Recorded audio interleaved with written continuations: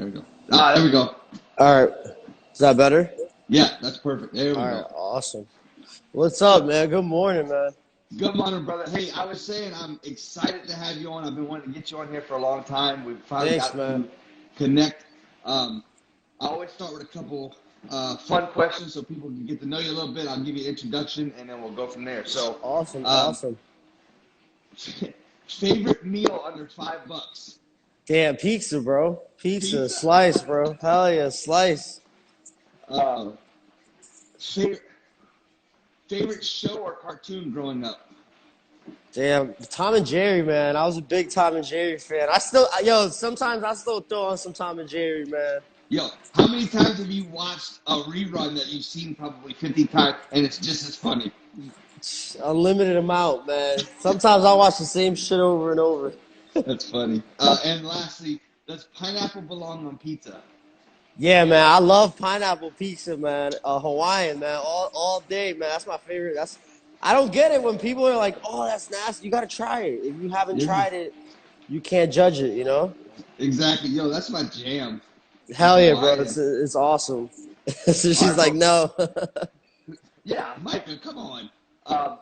Give yourself an introduction. Let's get into some questions. Yeah, what's up? So I'm Steven, over from 203 K9, man. Just awesome. Thank you for having me, man. That's pretty much it. I'm a dog trainer. Still learning. Like every day is a learning experience in this field. I feel like you could never master this craft, and if you feel like you can, then I don't know. That's just you, man. Yo, you probably were the most humble dudes I've ever met, man. And I gratefully appreciate that. No, thanks, man. I appreciate that.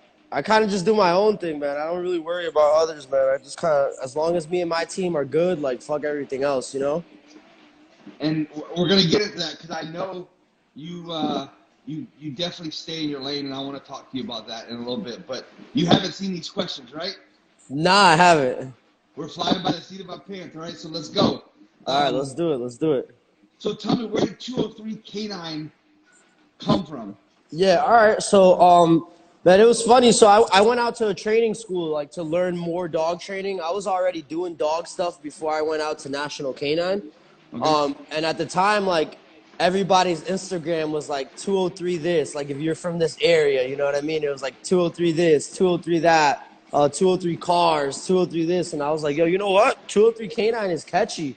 So I stuck to it, and my name already on Instagram was like 203 Steven something, you know what I mean? So I was like, fuck it, like 203 Canine's catchy. And I was always a big fan of like Thai Cal Canine, you know, Cali Canine, and they represent their city where they're from. So I was like, you know what? Like, not try to bite it or anything, but I was like 203 Canine, you know, 203 represents like my whole area. So I was like, you know what? That's catchy. And then I just 203 Canine Training Service LLC, but mainly 203 Canine, and I stuck to that, and it just stuck through, and it was what it was after that, you know. I love it. Hey, when did you know it was time to go full tilt? Right after high school, man. So I was working at, like, I started working at Doggone Smart, this place out of Norwalk, as a kennel boy when I was like 16 years old. And I worked my way up as a kennel boy. I started as a kennel boy. Then I was like, head of the floor, which I was just taking care of like dogs in play group, just managing play group. And then I started doing treat training there, and I became the head trainer there by my senior year. And then when I graduated high school, I was just like, man, this is where it's at. I was already making money doing dog training, just in a whole different way, just like, pet stuff, all the time. And I was like, there's definitely a career base for this, but I wasn't to that level yet. I didn't know anything about, working dogs or anything like that. I was just doing fun pet training, and I wasn't making any crazy money. I was fresh out of high school, but I saw that there was like, opportunity in this field, and I loved it. So I tried to do vet tech for a little bit. Like I signed up at our community college for like vet tech, and dropped out within like the first 2-3 weeks. Once I started finding out I had to work on cats and shit and other animals, I was like, fuck that. This isn't for me, man. So then I just went full time into it, and I just started dedicating time into, mastering the craft and working with other trainers and really getting out there. And then that's when I kind of was just like, you know what, this is for me, and I'm gonna continue this forever. Man, that's awesome. Yeah. So just off of that, I've kind of spawned a bunch of questions, and I want to try to keep track of this. But something that spawned off of that particular statement was when you were coming up, starting as a kennel boy, working your way up, learning treat training, all that stuff. How important are those small steps in your Man, career? that's key, man. That's key. Those little things like that like are fundamental to learning other stuff. Do you know what I mean? Like even like just being on the play group with 10, 15 dogs, that's reading dogs. That's really reading behaviors that if you just grab a leash, it's completely different than just being out on the floor with 10, 15 dogs. So a lot of that fundamental stuff is really useful now, and I really think back at it. And I'm like, I'm thankful that I was blessed to have that upbringing, before I got into dog training. You know what I mean? Yeah, man. Listen, my buddy Nick that owns Off Leash, I literally walked out of retail. I called him and said, "Listen, I'm coming to work for you whether you like it or not." And at the time, he was like, "Man, I can't keep you busy." I said, "I'll keep myself busy. I just need to learn." Yeah. I was literally weed eating a patch of grass at his facility Yeah. on Fridays once a week to stay busy as I was learning. Yeah, man. It's much more to it than training a dog. It's caring for the dog. It's making sure the dog's okay, and you got to pick up the poop. You got to feed the dogs. There's so much more to it than just let me grab a leash and train the dog. You know what I mean? Especially when you're doing board and trains at a large number, like it's a lot of work, man. What how do you feel when you tell people that you're a professional dog trainer and they look at you like, "Man, what the fuck you mean a professional dog trainer?" I don't. I get into it, and then at the same time, I don't. You know what I mean? It's like, I don't know, man. It's different. Like some people you could explain it to. Some people it's just like, don't even waste your time. Just like look what we could do, and then ask me questions later. You know what I mean? Yeah, it's like getting into an argument on social media. It's such a waste of time. Yeah, well, especially on social media, because then people is like, oh, you know what? Like, it's like, bro, like, I'm not going to get into it with you. Let's see. So from the business standpoint, how long did you wait I know you're sitting in your facility right now. Yeah. How long did you wait to have that facility because of the overhead? So honestly, bro, as soon as I graduated from National Canine, bro, within a week of being back home, I got this place. Nice. So when I got this place, it was half the size. Like we were just renting out the first like front end of the building. And as I started kind of doing better, I talked to the landlord and he was like, "Listen, we have multiple units in this building. So as you grow, you're more than welcome to expand." And like literally within like the 6 months of being here, because I was already training before I got back from National Canine. So I kind of already had a small clientele base, you know what I mean? Yeah. Off like doing the pet stuff and doing the treat training and clicker training. So when I got back, I was blessed to a lot of those clients like were like, "Listen, we're coming to you now." And I just started training like my buddies' dogs, and I was still working kind of like at my other place. So that helped me kind of flow things around for a little bit. And as we kept growing, I just kept expanding where now we have like the whole front side where it's like, now we have like about like almost 2,000 square feet. So Nice. it's not a big place, but it's definitely enough to get the job done. You know what I mean? Hell yeah. I know, a lot of, like I've opened locations before, and a lot of times we try to stay away from that overhead because you can go to their home or you can go to a park and save that overhead and invest in it. How important to the clients is it to have a facility? It definitely is. It definitely is key to having the facility definitely helps out as far as like being able to set up a controlled environment for certain clients that have had bad experiences out and about with their dogs. This really allows you to kind of tackle things down. And there's, working with certain dogs, there's certain things that you don't want to do out in public until you get that foundation. So, having an indoor spot and having a private location really helps you, accomplish some of those things. And then, starting, some dogs, you got to start them in a black and white setting where you don't have all these distractions. And then once you have that foundation, then you take it out into the real world. So it really helps, especially out here, man. It gets cold in the winter, man. Yeah, or hot in the summer. Hey, or hot in the summer. Yeah, exactly. So, having an indoor facility is key. I hate being here. Like, I love that we have the shop. I love being here sometimes. But, most of the time we're up in the vans, locked and loaded and out and about, Great if the dog listens here, but, this doesn't mean anything. But it really is helpful to have a facility. Oh, yes. Hey, so we'll stick on that topic. Worst move you've made as a business owner and best move you've made as a business owner? Worst move is moving too fast, man. You gotta really analyze everything, and you can't just try to rush into shit, especially like in our field. You don't want to have this crazy place or all these things, and then, it's stressful on you. You're not making enough with your board and trains or whatever. It could be stressful, so just taking it slow, and then the best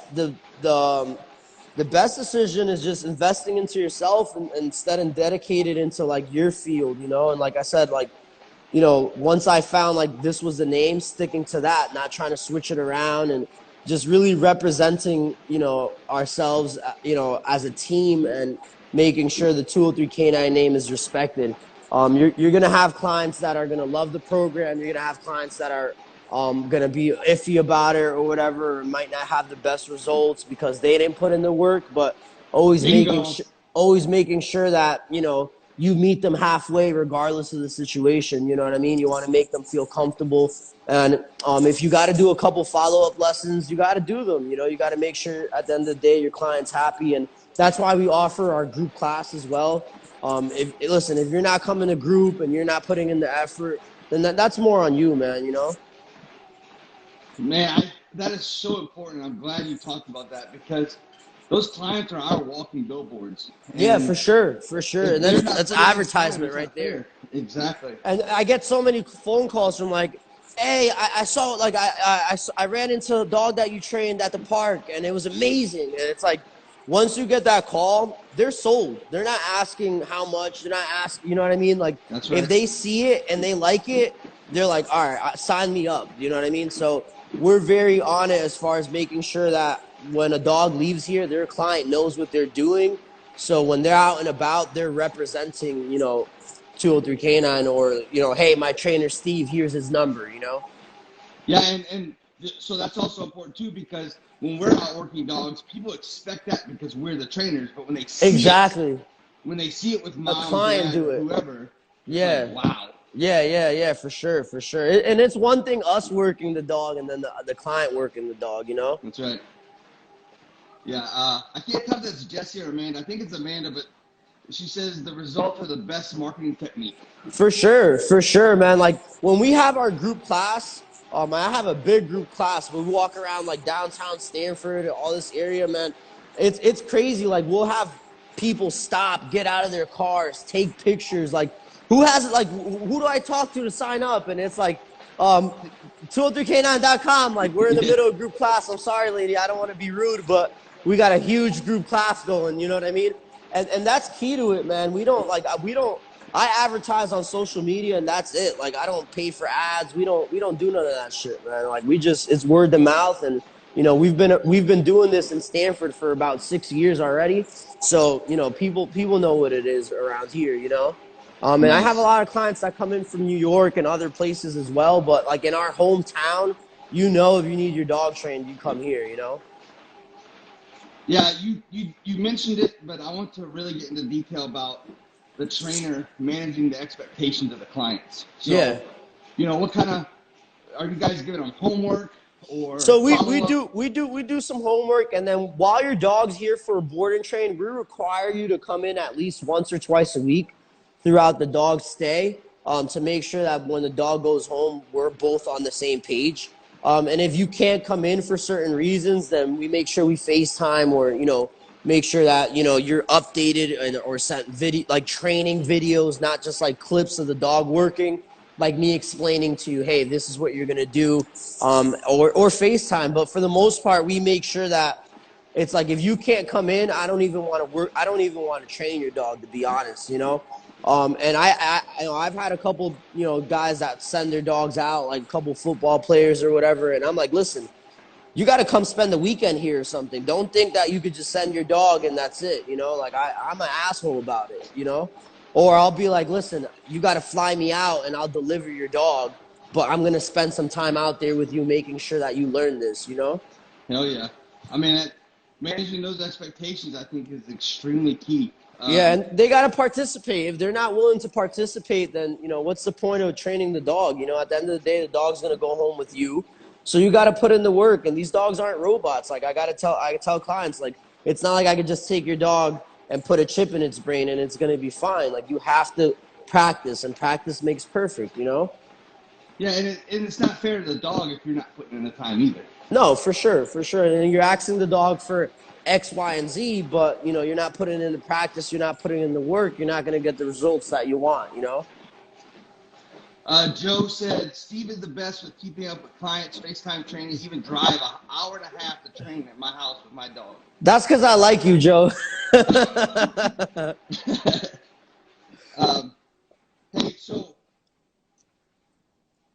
from a high-profile client standpoint and from the business side of it, me personally, I hate training high-profile clients because what we just talked about, most of them think turnkey, no time into the dog. Like they expect that. You know what I'm saying? I trained a football player for the Redskins. I won't say his name because we're actually pretty close right now. But initially, when I dropped the dog off, he opened the door in his boxer shorts and house slippers. Yeah. Bro, I've been sitting in your driveway for 30 minutes for you to open the door. I'm here for us to train. Yeah, man. Like, come on, get with it. You know what I mean? So yeah. From your standpoint, you said that you try to get them there for the weekend, but what's the benefit? So talk to us about the benefit of training a high-profile client like that. It gets you out there, and it really opens up doors for more opportunities. You know what I mean? Like you train one dog off one team. Next thing you're training, the whole team. You know what I mean? Or you're getting these referrals that you're like, whoa, you know what I mean? And it just really opens up a lot of opportunities and takes things to another level. I've always said that there's levels to this dog life. You know what I mean? And there really is. There really is lots of levels to this. And I think when you start training with high profile people, and even like police dogs or like security dogs, it just opens up a whole different ball game for you. You know what I mean? Yeah. It really does. And it's good to be able to have some of those referrals under your belt. You know what I mean? What's been your greatest canine accomplishment? What do you mean, like as far as like my personal or like with like active police dogs and stuff? So we're gonna do both. I'm gonna say, so let's go canine with either working with your dog Jax, police, and then give me one for pets. Yeah. So as far as Jax, man, I've been able to accomplish a lot. That's my boy, man. I've done so much with that dog. Like he's a dog that I could sit there and do French ring one day, Mondio ring the next, and then go on the APPDA field and then take him to Times Square and just have him be a pet. You know what I mean? He's very, he's a dog that can, kind of switch around from sports. So it's really cool to see that with him. And he's titled in multiple sports. I've done Iron Will with him. I've done the Misfit stuff with him. I've done, we're titled in Mondio ring. We're titled in APPDA, PSA, So I feel like I've definitely accomplished a lot with that dog. And then as far as police canine, man, I've had the blessing to kind of get a couple guys here from our canine units to certify their dogs. Once they're certified, you don't see the dog as much, but I've helped develop a couple pups in our area and got them to pass their certifications, and it really feels awesome to like have your canine buddy call you and be like, yo, we passed. It's like, fuck yeah. Exactly. You get more hype than they do. You know what I mean? And it's like, they're like, all right, yeah, we passed. And then you're like, fuck, like you passed, like, you know, like you get more excited than they do, you know, and it's because at the end of the day, you know, the time and effort that you put into not just the dog, that handler, you know what I mean? And you really help them take their training to the next level. Because at the end of the day, like, no disrespect to like any canine like officer or whatever, like a lot of them are great, but at the end of the day, a lot of them, they just know how to work their dog. Do you know what I mean? And they can be Oh, yeah. great handlers for their dog, but then you put another high drive dog in their hands, and they're like, "What the fuck do I do?" Not speaking for all, you know. I've got some canine guys that, you know, they'll grab a dog and it's, you know, whatever. It's just Yeah. like, you know, it's just like grabbing another gun. Do you know what I mean? But then there's those canine guys that are just adjusted to their dog. Do you know what I mean? So it really depends, you know. So, Patriot K9 said versatility is so underrated. It You is, know, man. And versatility of your training, you know. You got to be able to work with working dogs and then do pet stuff. You got to be able to do some behavior modification stuff. What's up, Erico? And then my boy Eric here at our shop, man, is one of our trainers as well. Shout out to the What team, up? man. The team's always important, man. They're key to making this happen, you know.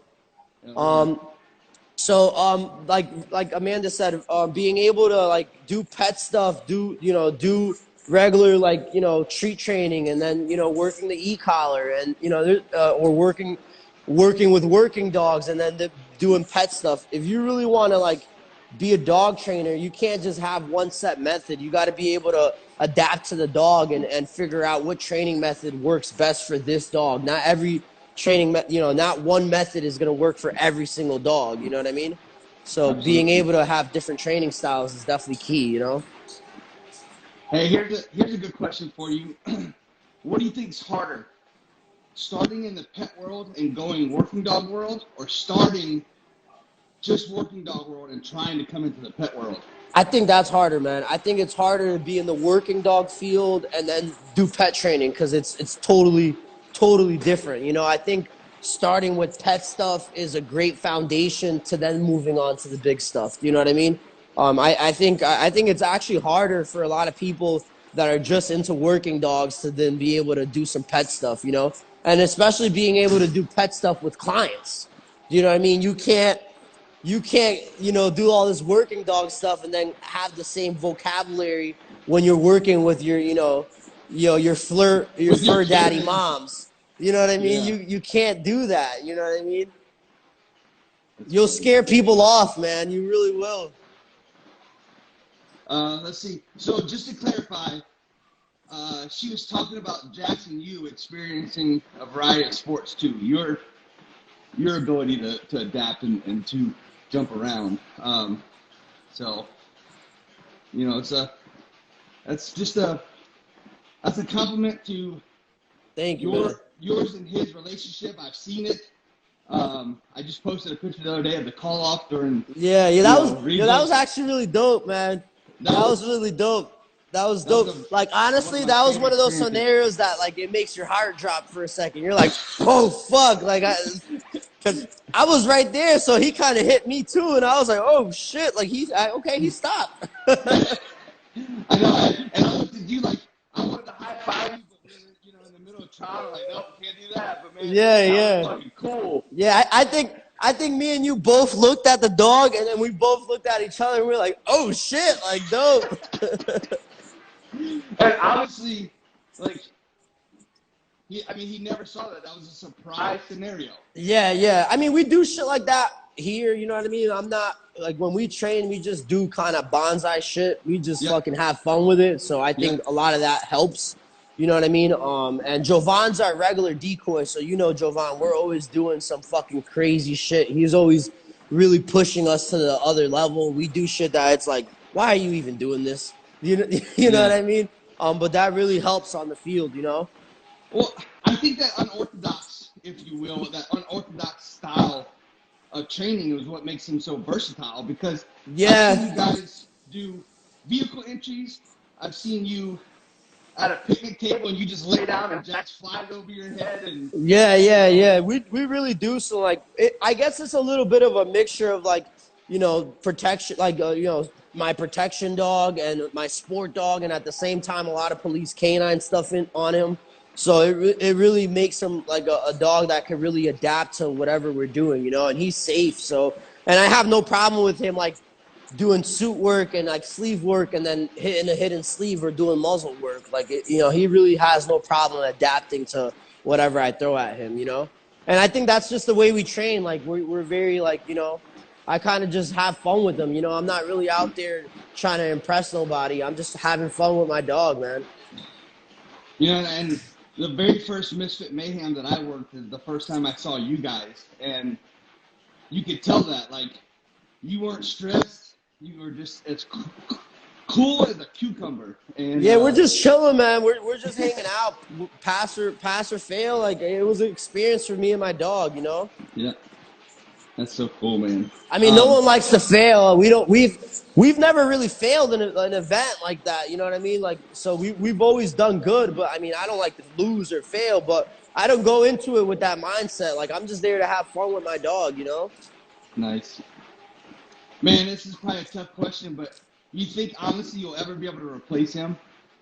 I don't know, man. Hopefully. I mean, I have his daughter right now, Osha, and she's awesome, man, but it's not him, She's smaller. Right. It's not him, and she's already sold to one of my high-profile clients, so I told him, I was like, I'm competing her before you get her, so. And he's like, I'm fine with that. So, but it's not him. I mean, I'm not a breeder. I'll never be a breeder. That's not me. But I'll definitely, try to, I have his, I already collected him, and he's still young. He's only 5, about to be 6. So I definitely plan on getting another litter or 2 off of him before, we kind of hang it up for him, And like I said, I collected him. So in the future, hopefully when I'm older and more experienced in breeding and know a little bit more about that, I can try to, not simulate him, but definitely,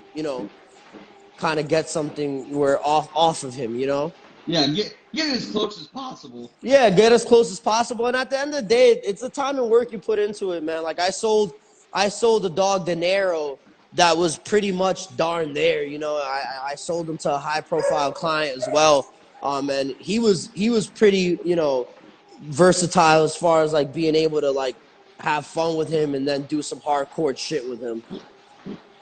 I think what it was with Jax is, man, he was my first like Mally. He was my first working dog, so it's just I spent a lot of time into his, into him, Go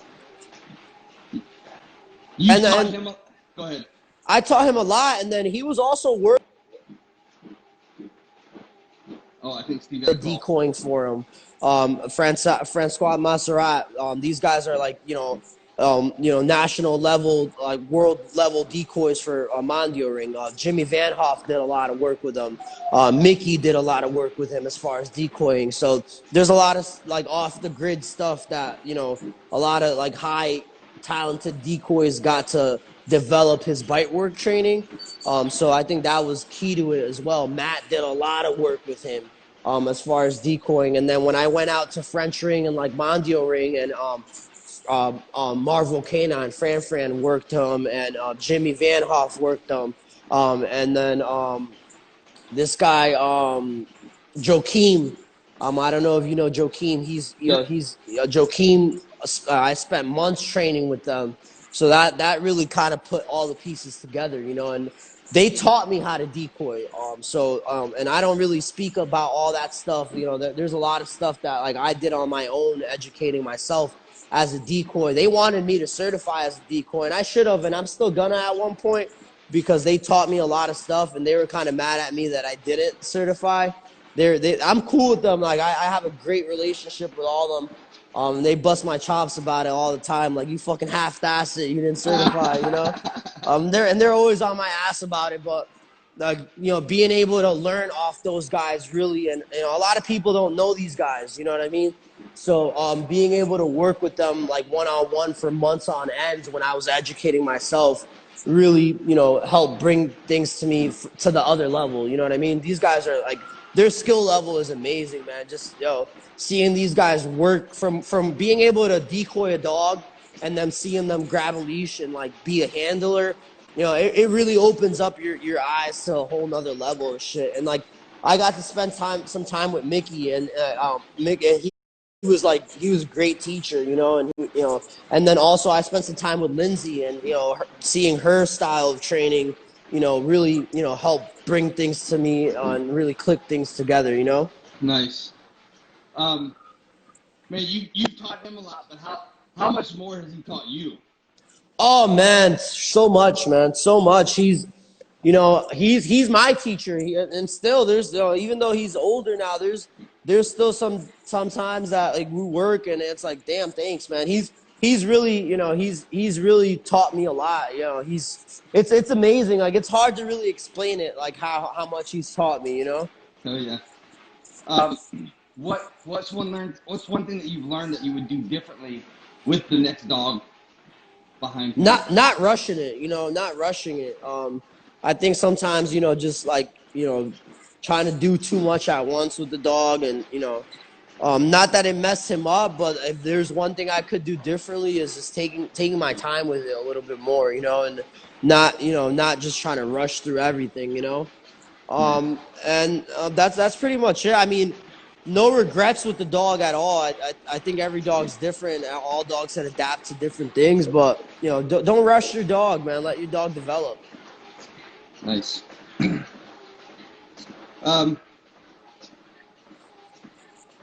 So staying in your lane. Yeah, so so talk to us about that and what that phrase means to you and how it relates to the dog world. In the dog world, man, it's a cold world out there, man. It really is. There's a lot of love, and there's a lot of fake love, and there's a lot of hate. You know what I mean?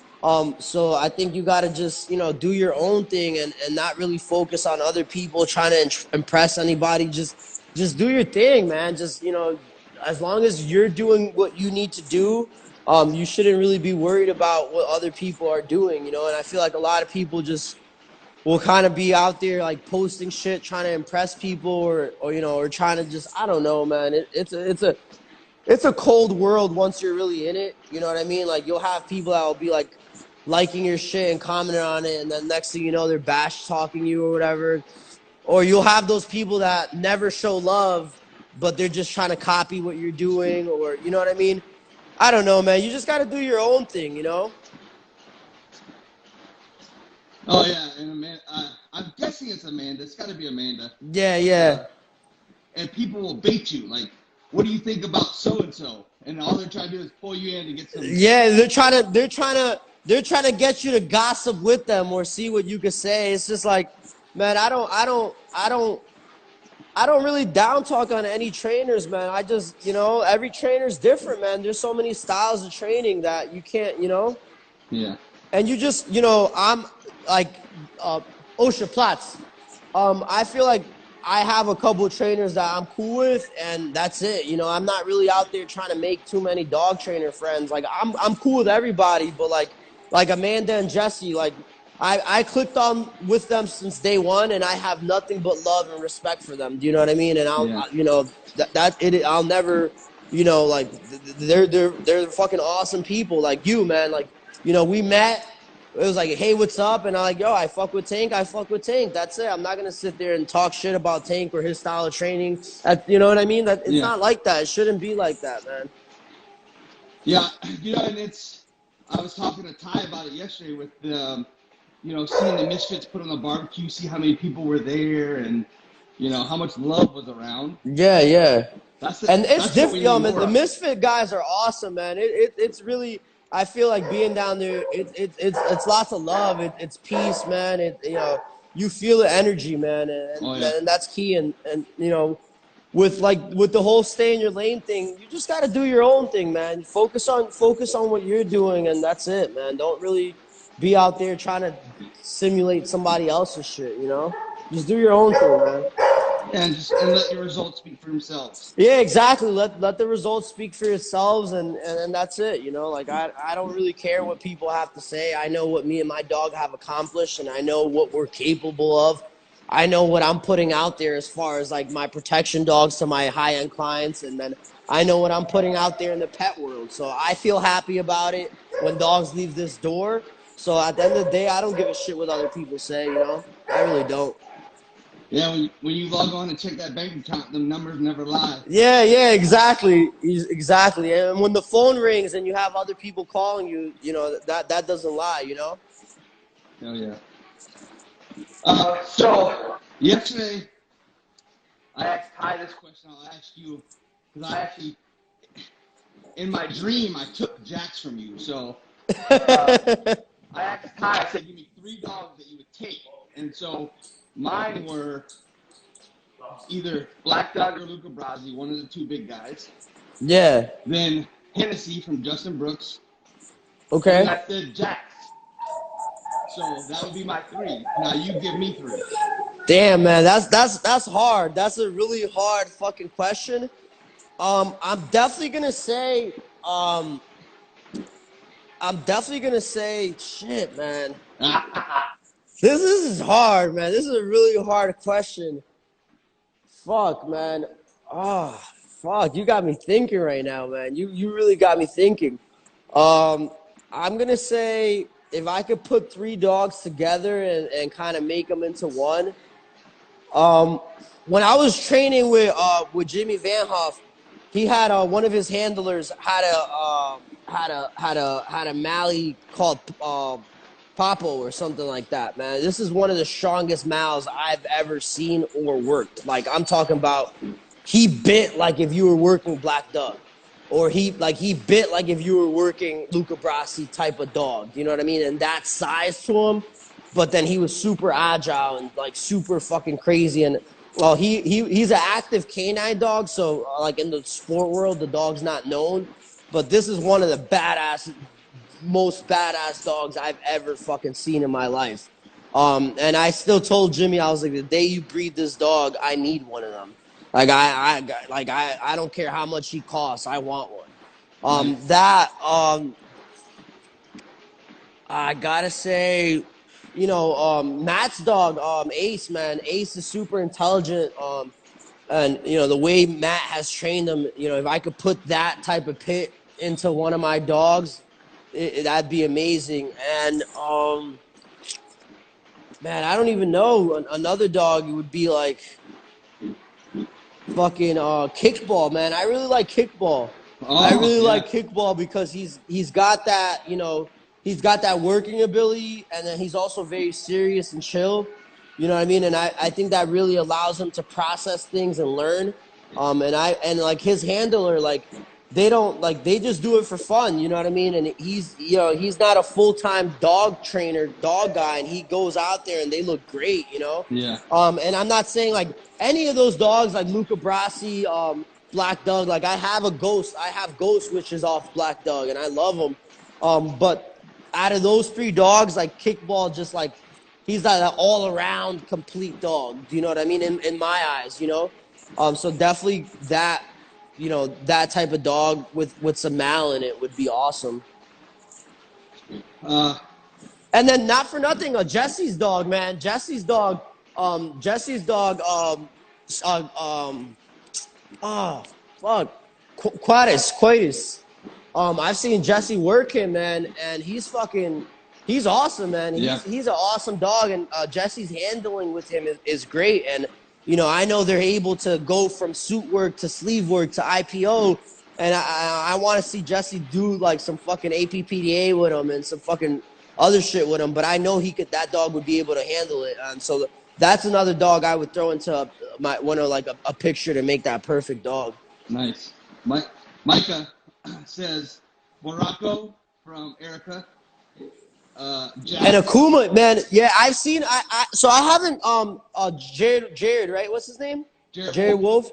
So man, I'm a big follower of them. I love their work, man. I love his style of training. I love what he does. Like when he opened up his place, man, I reached out to him. I was like, man, congratulations. Like fucking do your thing, brother. Keep it's awesome. But yeah, seeing the work that he's put into Akuma.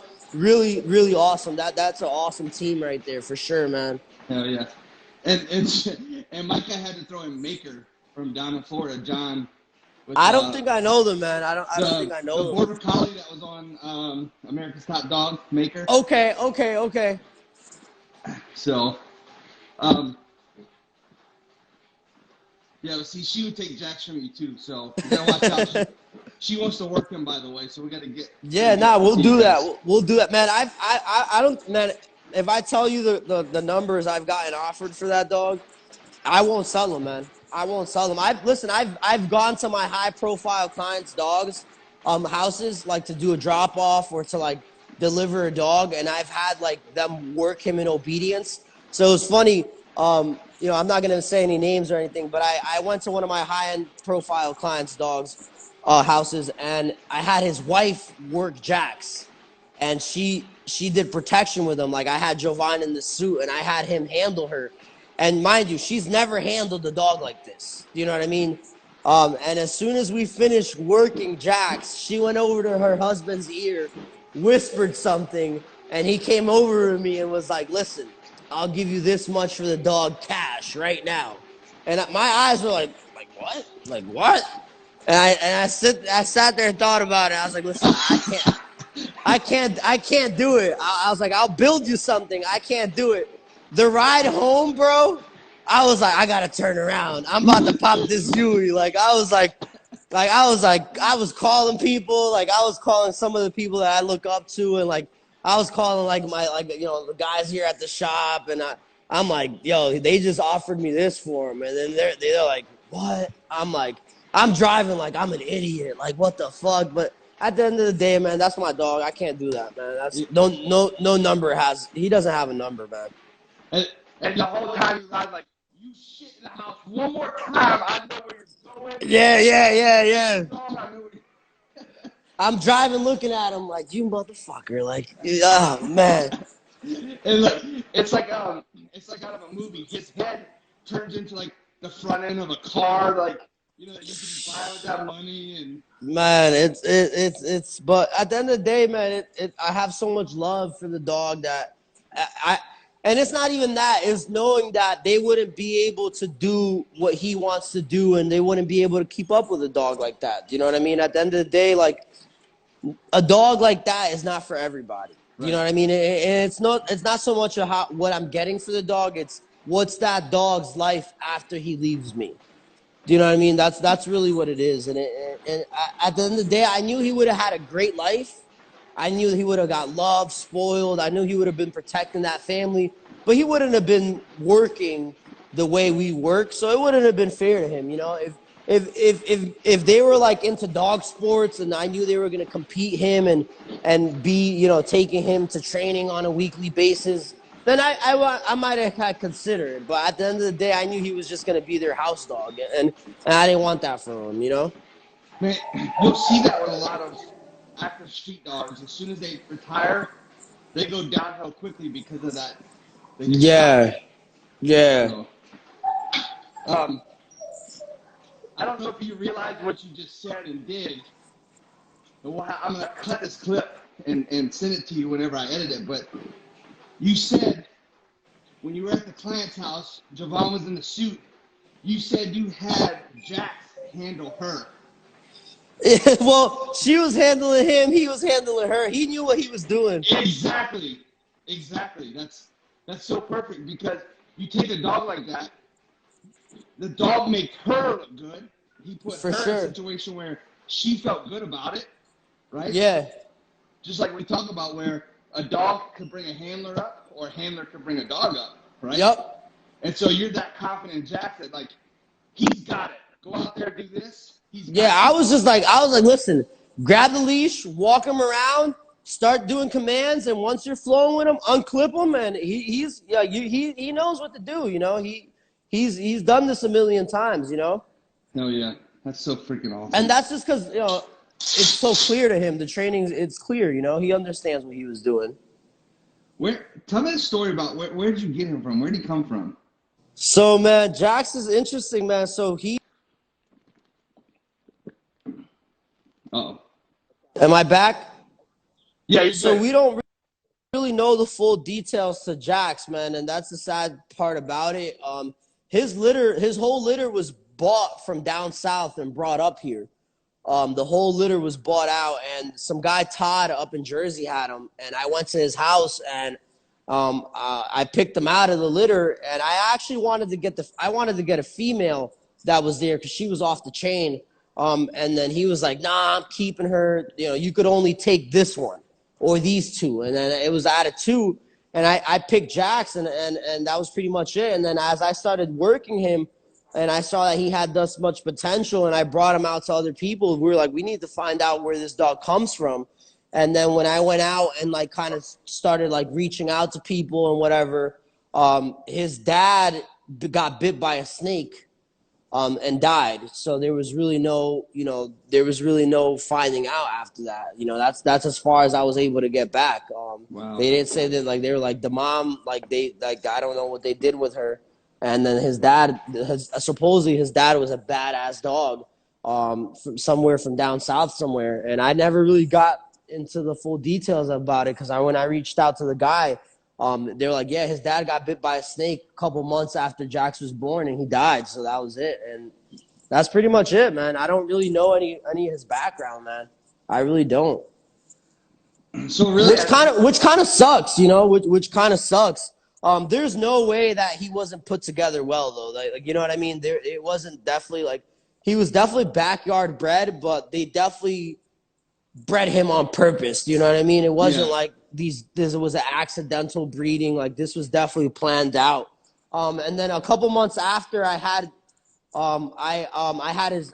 remember I told you I wanted the sister, like I wanted the female. Yep. When Todd saw that I was doing great things with Jax, he reached out to me and he was like, do you still want that female? And I went and I picked her up that same day and I gave her to one of my partners, and he titled her in PSA and APPDA. So, you know, that's him and his sister. So there's no way that they were just like some shitty bred dogs. Do you know what I mean? Yeah. We just don't know where exactly it came from, you know? They're probably one of those under-the-table fire-ass canines. Exactly, bro. Exactly. You know, that wasn't fixed, that somebody was like, hey, we probably need to – this dog's had probably 57 street bites. We need to tie him up with a good, solid female. Yeah. And then like when I brought him out to like Fran and these guys, they were definitely like, oh, he has some French, like he has some ring dogs, like, definitely in his background and off the way he looks and works and everything like that. They were like, these guys know dogs, you know what I mean? Especially the Malleys, like they you know, it's different for them. You know, I feel like they're so educated on this. And they were like, yo, there's no way this dog doesn't have some French ring lines to him. And I believe that, you know, I was like, for sure, you know. But it would have been awesome to have some more of a paper trail of him, you know? Yeah. Yeah, that would definitely be cool to see his lineage. Yeah. For sure. Man, genetics is fun to watch, man. Micah's dog right now that she's got with Thanos, this, I think he's about probably 5 months old now, but where he comes from, I get to work his dad, and we are seeing literally everything that we see in his dad for the good, we see in this dog, and just watching those genetics. Yeah, no, and like I said, I don't know his background, but like right now we bred him to a pup from Chip's program, you know, Chip Johnson. Yep. We got a female off of him, off the other dog, De Niro, that I sold. We kept the female off of that, and we bred her to Jax, and this is off this last litter. And just seeing those two dogs play out, like I have his daughter that I sold. I actually posted a video of her doing a car scenario the other day. I saw it. It was fun. And she's fucking badass. And like seeing that, and then seeing Jax, and then seeing some of the other pups from that litter, it's awesome to see those, you know, the genetics play out. I just wish I knew more of his background, you know? Yeah. You know, I think out of all, so what would you say his best feature is? Because you know, from the outside looking in, working him and just seeing you guys interact, I would definitely say it's his clear-headedness. Like, yeah, he's very clear-headed, man. He's a very clear-headed dog, and I think that just goes down to his foundation of training, you know, where, like, you know, he was clicker trained at a young age. We moved on from clicker training, you know what I mean? And we, you know, it was done slowly, like, you know what I mean? So he's a very clear-headed dog, and then, you know, he's very like, you know, if I put him up to a task, he'll always give me 100%, you know, and I think that's key to a dog like that, you know what I mean? Where he's clear-headed and at the same time, like, he wants to please me because of the relationship that we have. So both of those things combined just really make a great dog, you know? That's awesome. Yeah. Hey, so before we cut off and have to wrap up here, I got one more question for you. Yep. From the business standpoint, if you had a mulligan, if you had one do-over for anything that you could redo, what would it be? Shit, man. To be honest, man, I'm still so young. You know what I mean? That I don't live with regrets like that. I don't really think I have any regrets. And to be honest, I don't think I'm not saying I ever will, but you know, as of now, I don't really think I would change anything. I don't really think I would do anything differently. You know what I mean? Nice. I feel like, you know, where we're at right now, you know, I'm pretty happy with it, and I just want to. This lifestyle is a blessing. I want to continue to just live it and enjoy it. You know what I mean? And you gotta enjoy this lifestyle. You know? Dude, like, people don't understand about the lifestyle. It's 24/7. Yeah, it's a lifestyle, man. This isn't a job. You can't, if you're doing dogs full time, you can't have another job. Like, especially if you're doing, like, if you have a facility and you're doing working dog stuff, like, you know, you really got to dedicate your full, like, you got to dedicate your heart and soul into this. You know what I mean? It's not a 9 to 5. It's a way of life, you know? Yep. Awesome. I think it's the best way to explain it, man. And it's like, it's hard. Maybe you get a little kickback too from family and friends, but you're always with the dogs. You're always yeah, with the man. dogs. It's not for everybody. I mean, it could ruin friendships, relationships. Like, you know what I mean. It's really not for everybody. You know, like you can't just pull up to your buddy's house with fucking 6 dogs in the back and be like, yo, let's hang out. And most of the time, I'm always with 2-3 dogs. You know what I mean? So it's definitely a lifestyle. It's not for everybody, and you know. Once you're really into the dog world, you know, it's your happiness. Like, man, I rather fucking go to a field and chill with my dogs and enjoy a cold one while I'm dog training and having some fun than go to a party. Like, that's just not me anymore. Don't get me wrong. I love to go to a party from time to time and have fun. But, you know, for us, it's just it's a way of life, man. You know, for me, hanging out and having a great day is hitting a field, fucking grilling some food, training some dogs, and enjoying a drink. You know what I mean? Like, that's my fun day, you know? Hell yeah. Man. Yeah, unless your friends are dog folks. Yeah, for sure. Yeah. I've seen some of I won't call them shenanigans. I live vicariously through some of your posts whenever you are on vacation. How important is it to make that time, even though it's a 24/7 lifestyle, we have the ability to make that time for ourselves. How important is that? You got to take some time to yourself, man. You got to take some time to yourself and just bring one dog. just bring one dog. That's it, you know. But you do got to make time for your personal life, your family, your relationship, because, you know, at the end of the day, you got to have some you time, you know. But I feel like when you're this passionate about it, and the people around you got to respect that. That's just who you are, and you're a dog, man. You know, you're a dog person, and you know, if you can't respect the fact that my dog's coming with me, then I don't even want to fucking be there. You know what I mean? Fuck that. Hell yeah. Yeah. The last time I was on vacation, I was about 3 days in. I was like, man, I need a fucking dog to train. Yeah, exactly. Or it's like you're on vacation and then you're like, fuck, what's my dog doing? You know what I mean? and it's like, we don't have pets. Like, it's like, I'm like, fuck, yo, is Jackson gonna tag somebody? Like, FaceTiming the guy, it's like, yo, like, you know, don't let no one pet him. Like, you know what I mean? Like, you know, it's like you're on vacation, but you're still worried. So that's why, like, I'd rather just bring his ass. Yeah. You know what I mean? Like, I was down in Virginia, like, you know, last year, like, I just fucking brought him with me, you know what I mean? And he had a blast. Like, I didn't, you know, it didn't change my vacation. It made it better because I wasn't worried about him, you know what I mean? Yeah. I always tell my pet clients, I say, you build your calendar around a bad dog, you incorporate a good dog into your calendar. Yeah. So.